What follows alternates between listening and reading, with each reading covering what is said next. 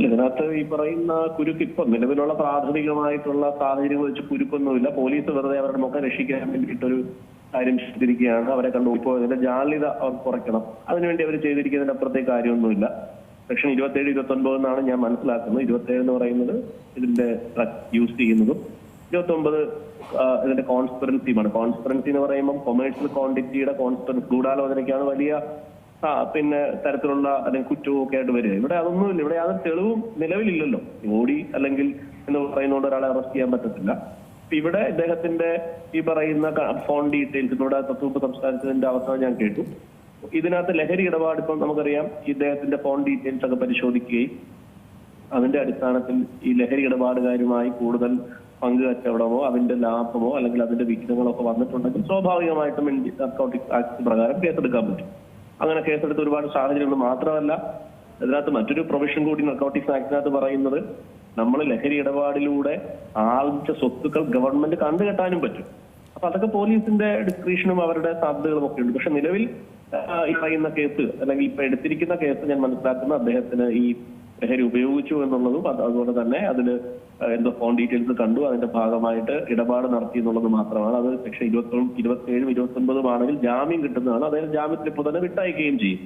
ഞാൻ ഈ വിഷയം അല്ല ഞാൻ കൂടുതൽ പറയാൻ ആഗ്രഹിക്കുന്നത്. ഇതിനു മുമ്പ് ഷൈൻ ടോം ചാക്കോയെ മറ്റൊരു കേസിൽ ലഹരി മരുന്ന് കേസിൽ അറസ്റ്റ് ചെയ്തു. 2016 കാലഘട്ടത്തിലാണ് അറസ്റ്റ് രേഖപ്പെടുത്തിയത്. ഈ അറസ്റ്റ് നടത്തിയത് അന്ന് ഉമ്മൻചാണ്ടി സർക്കാരിന്റെ സമയത്ത് മുൻ director general prosecutor Asif Ali എന്ന് പറയുന്നത് നേതൃത്വത്തിലാണ്, അദ്ദേഹത്തിന്റെ മേൽനോട്ടത്തിലാണ്. ഞാൻ പറയുന്നതല്ല, അദ്ദേഹം ഒരു ചാനൽ വന്നിരുന്ന് വലിയ ഗീർവാണം അടിച്ചതാണ്. ഞാൻ നേരിട്ട് ഈ കേസിൽ ഇടപെട്ടു, പ്രതികളെ മുഴുവൻ അറസ്റ്റ് ചെയ്ത സമയത്ത് ഉമ്മൻചാണ്ടി സാർ വിളിച്ചു ചോദിച്ചു, എങ്ങനെയാണ് ആസിഫ് അലി അതിൽ ഒരു ഇടപാട് നടന്നിരിക്കുന്നത്, നൈജീരിയയിൽ നിന്നാണോ, അദ്ദേഹത്തെ അറസ്റ്റ് ചെയ്യാൻ എങ്ങനെ കേസ് നിൽക്കും? ഞാൻ ഉടൻ തന്നെ എറണാകുളത്തിന്റെ CIA ഞാൻ ഉടൻ തന്നെ നൈജീരിയ അയാളെ തിരിച്ചുകൊണ്ടു വന്ന് വലിയ ഗീർവാണം അടിച്ചു. കൃത്യം 2 മാസം മുമ്പ് ഈ കേസിലെ മുഴുവൻ പ്രതികളെയും കോടതി വെറുതെ വിട്ടു. അതായത് ഷൈൻ ടോം ചാക്കോ അടക്കമുള്ള 2 പുരുഷന്മാരും 3 സ്ത്രീകളും ഒപ്പം തന്നെ ഈ നൈജീരിയൻ സ്വദേശിയായിട്ടുള്ള മനുഷ്യനെയും നിരുപാധികം കോടതി വിട്ടയച്ചു. അത് വിട്ടയക്കാൻ കാരണം എന്താണ്? അത് മനസ്സിലാക്കിയിരിക്കണം. നമ്മുടെ നാട്ടിലെ മാധ്യമങ്ങളൊന്നും ആ വിഷയം ഫോക്കസ് ചെയ്യുകയോ അതിനെപ്പറ്റി കാര്യമായി ചർച്ച ചെയ്യുകയോ ചെയ്യുന്നതിന് ഒരുപക്ഷെ അറിവില്ലായ്മ കൊണ്ടായിരിക്കാം. ഈ നർക്കോട്ടിക്സ് കേസിന് ഒരു പ്രത്യേകത എന്ന് വെച്ചാൽ ഇതിനകത്ത് ഇൻഡിപെൻഡന്റ് സാക്ഷികൾ ഉണ്ടാവുന്ന കേസുകളല്ല. നമുക്കിപ്പോൾ ഒരാളെ കൊല്ലുക എന്ന് പറഞ്ഞാൽ അതിനകത്ത് കുറ്റകൃത്യം കണ്ട ഒരാളുണ്ടാവും, ഒരു ദൃക്സാക്ഷി ഉണ്ടാവും, അയാൾ വന്ന് കോടതിയിൽ മൊഴി പറഞ്ഞത്. നർക്കോട്ടിക് കേസ് എപ്പോഴും പറയുന്നത് രഹസ്യമായിട്ട് പോലീസ് പിടികൂടുന്നതാണ്. അപ്പൊ അവിടെ ഏറ്റവും പ്രധാനപ്പെട്ട സാക്ഷികൾ എന്ന് പറയുന്നത് ഒരു മറ്റു കേസുകൾ, ക്രിമിനൽ കേസുകളിൽ ഒരു 10, 20, 25ഓളം സാക്ഷി പട്ടികയിൽ ഉണ്ടാവുമെങ്കിൽ ഇത്തരം കേസുകളിൽ ഒരു 10ഓ 12ഓ സാക്ഷികൾ ഉണ്ടാവും. കാരണം ഇതിന്റെ ഫസ്റ്റ് സാക്ഷി എന്ന് പറയുന്നതിന് പ്രോസിക്യൂഷൻ സാക്ഷി എന്ന് പറയുന്നതിന് പ്രിവന്റീവ് ഓഫീസർ ആയിരിക്കും, അല്ല എക്സൈസ് ഓഫീസർ ആയിരിക്കും, ഗസറ്റഡ് ഓഫീസർ ആയിരിക്കും. പിന്നെ മഹസറിൽ മാത്രം ഒപ്പിടുന്ന 2 സ്വതന്ത്ര സാക്ഷികളെ കാണും. ബാക്കി എല്ലാം പോലീസുകാരാണ് ഇത്തരം കേസിലെ സാക്ഷി. അപ്പൊ അത്തരം ഒരു കേസ് വെറുതെ വിടുക എന്ന് പറഞ്ഞാൽ ആലോചിച്ചു എത്രമാത്രം ദൗർഭാഗ്യകരമാണെന്ന് ആലോചിച്ച് നോക്കൂ. കാരണം അത് അട്ടിമറിക്കപ്പെട്ടതല്ലേ. ഇപ്പം ഇൻഡിപെൻഡന്റ് സാക്ഷികൾ വരികയാണെങ്കിൽ നമുക്ക് അവരെ കയ്യിലെടുക്കാം, അവരെ കൂറുമാറ്റാം, അല്ലെ അവർക്ക് എന്തെങ്കിലും സ്വാധീനം കൊടുക്കാം, ഓഫർ കൊടുക്കാം എന്ന് പറയുമ്പോൾ അല്ലാത്തൊരു കേസ്, ഇത്തരം ഒരു കേസ് വെറുതെ വിടുന്നത് 2 കാരണമാണ്. ഒന്നുകിൽ സാക്ഷികൾ പൂർണ്ണമായും പ്രതിഭാഗത്തേക്ക് മറിയണം, അതല്ലെങ്കിൽ ഈ കേസ് ചാർജ് ചെയ്യുന്നത് അങ്ങേയറ്റം ബാലിശമായ രീതിയിലായിരിക്കും. ഇതാണ് ഇവിടെ സംഭവിച്ചത്. കാരണം കോടതി ആ വിധിന്യായത്തിൽ കൃത്യമായി ചൂണ്ടിക്കാണുന്നുണ്ട് ഈ NDPS ആക്ടുമായി ബന്ധപ്പെട്ട ചില പ്രൊവിഷൻസ്, ഏറ്റവും പ്രധാനപ്പെട്ട സെക്ഷൻ 40, 52 എന്ന് പറയുന്ന 2 പ്രൊവിഷനാണ്. ആ പ്രൊവിഷൻ എന്താ പറയുന്നത്? അതായത് നമ്മൾ ഒരു സ്ഥലത്തു നിന്ന് NDPS നർക്കോട്ടിക് സബ്സ്റ്റൻസ് സീസ് ചെയ്യുന്ന സമയത്ത് അതിന് വലിയ ഫോർമാലിറ്റിയും പ്രൊസീജിയറും ഉണ്ട്. എന്താണ് ആ ഫോർമാലിറ്റിയും പ്രൊസീജിയറും?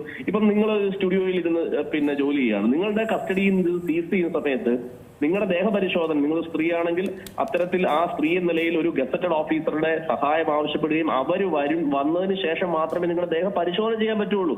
കാരണം പോലീസുകാർ ഒരാളെ കൊണ്ടുവന്ന് കള്ളത്തരത്തിൽ ഈ സാധനം പ്ലാൻ ചെയ്യാൻ പറ്റുമല്ലോ. നമുക്കറിയാം ഷീല സണ്ണിയുടെ കേസ് ചാലക്കുടിയിൽ സംഭവിച്ചത്. അത് സ്ത്രീയെ അനാവശ്യമായ കേസിൽ ഉൾപ്പെടുത്തി അവർ 72 ദിവസം ജയിലിൽ കിടന്നു. അപ്പൊ അത് ഒഴിവാക്കാൻ വേണ്ടിയാണ് പാർലമെന്റ് ഈ രീതിയിൽ ഈ 2 പ്രൊവിഷൻസ് അതിൽ വെച്ചിരിക്കുന്നത്. വളരെ പ്രധാനപ്പെട്ട 2 പ്രൊവിഷനാണ്.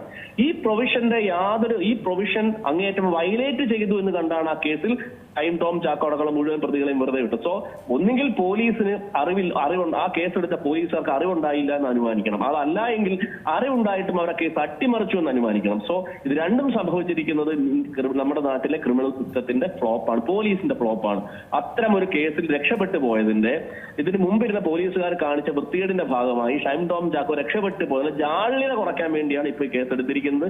ഈ കേസ് കൊണ്ട് ഷൈൻ ടോം ചാക്കോയ്ക്ക് നിലവിൽ പ്രശ്നമൊന്നും തോന്നുന്നില്ല. ഇനി ഇവരുടെ ഫോൺ കോൾസ് അടക്കം പരിശോധിച്ച് ഉപയോഗിച്ച് മറ്റ് ഇടപാടുകൾ, ലഹരി ഇടപാട് നടത്തിയവരുമായിട്ട് മണി ട്രാൻസാക്ഷൻസ് വന്നിട്ടുണ്ടെങ്കിൽ അതിന്റെ ഭാഗമായിട്ട് കേസെടുക്കാൻ സാധിക്കും. ഇനി ഒരു കാര്യം കൂടെ പറഞ്ഞുകൊണ്ട് അവസാനിപ്പിക്കട്ടെ. എനിക്ക് അത്രയും സമയം തന്നതിൽ വളരെ സന്തോഷം. ഇവരെയൊക്കെ ആഘോഷിക്കുന്ന ആരാണ്? ഇവരെയൊക്കെ കെട്ടിപ്പൊക്കി നടക്കുന്നത് ആരാണ്? ഈ ടൈം ടോം ചാക്കോ ഒക്കെ ഓൺലൈൻ മാധ്യമങ്ങളിൽ വാങ്ങുന്ന കോപ്രായങ്ങൾ കാണും. സത്യം നമുക്ക് എന്തോ അവജ്ഞയും എന്തോ ഒരു തരത്തിലുള്ള നമുക്കതൊരു ഇൽഫീൽ. പക്ഷെ ഇവർക്കൊക്കെ കാണാൻ ഇവിടെ സെലിബ്രിറ്റികളായി ഇവരെ പൊക്കിക്കൊണ്ട് നടക്കുന്ന ഈ ഓൺലൈൻ മാധ്യമങ്ങൾ, ഇവർ കൈയടിക്കുന്ന കുറെ ഓൺലൈൻ കുഴലൂത്തുകാര്, ഇവരുടെ വാക്കുകൾക്ക് വലിയ പ്രാധാന്യം കൊടുക്കുന്ന മനുഷ്യരൊക്കെ ചേർന്നാണ് ഇവരെ സൃഷ്ടിക്കുന്നത്. അത് അറിയാതെ പോകുന്നു. ഷൈൻ ടോം ചാക്കോയെ പോലെയുള്ള ഇത്തരത്തിലുള്ള മനുഷ്യർ അറിയാതെ പോകുന്നതുകൊണ്ടാണ് ഇത്തരം കുരുക്കിൽ പോയി വീഴുന്നത്. ചെറുപ്പക്കാരോടും പറയാനുള്ളത്, ഇവരെയൊക്കെ ആഘോഷിക്കപ്പെടാൻ ഒരുപാട് മനുഷ്യർ നമ്മുടെ നാട്ടിലുണ്ട്. അവർക്ക് ശ്രദ്ധ കൊടുത്താൽ ഒരു സമൂഹത്തെ കുറച്ചുകൂടി ഒരു മോറൽ സപ്പോർട്ട് കിട്ടും മാത്രമാണ് ഈ അവസരത്തിൽ പറയാനുള്ളത്.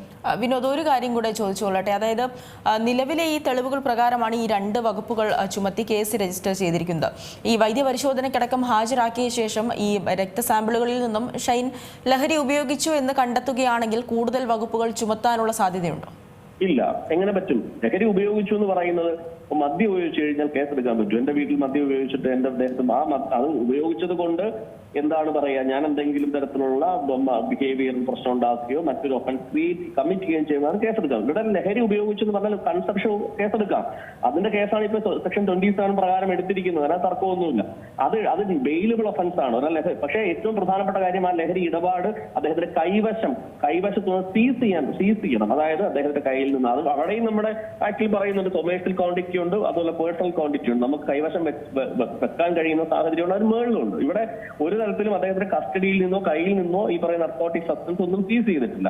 ആകെ ഉപയോഗം മാത്രമാണ്. അതാ ഞാൻ പറഞ്ഞേ, ആ ഉപയോഗത്തിനകത്ത് കേസെടുക്കാം, കുരുക്ക് മുറുകാം. എവിടെയാണ് ഈ ഉപയോഗത്തിൽ അദ്ദേഹം ഇടപാടുകൾ നടത്തിയിട്ടുണ്ടെങ്കിൽ ഇതുമായി ബന്ധപ്പെട്ട് ഇപ്പൊ ഞാൻ ഉദാഹരണം പറയാം. ഇപ്പം അവരെ അറസ്റ്റ് ചെയ്യണം, ഒരു വലിയ ഡ്രഗ് മാഫിയ തലവനെ അറസ്റ്റ് ചെയ്യുന്നു. അദ്ദേഹവുമായിട്ട് ഇദ്ദേഹത്തിന് ഫിനാൻഷ്യൽ ട്രാൻസാക്ഷൻ ഉണ്ട്. ഇദ്ദേഹത്തിന്റെ അക്കൗണ്ടിലേക്ക് പണം വന്നത്, ഈ പണം അദ്ദേഹം സ്വാഭാവികമായിട്ടും ഈ പറയുന്ന സെക്ഷൻ 29 എന്ന് പറയുന്നതിനകത്ത് ക്രിമിനൽ കോൺസ്പിറസിയുടെ ഭാഗമായിട്ട് അറസ്റ്റ് ചെയ്യപ്പെടും. അതുകൊണ്ടാണ് പറഞ്ഞത് അവരുടെ അക്കൗണ്ട് ഡീറ്റെയിൽസ് ഒക്കെ പോലീസ് എടുക്കാൻ കൊടുത്തിട്ടുണ്ട്. പക്ഷേ അദ്ദേഹത്തിന് ബ്ലഡ് സാമ്പിളിൽ നിന്ന് ഈ പറയുന്ന ഏതെങ്കിലും തരത്തിലുള്ള കിട്ടിയതുകൊണ്ട് അദ്ദേഹത്തിന് കുരുക്ക് മുറുകത്തില്ല.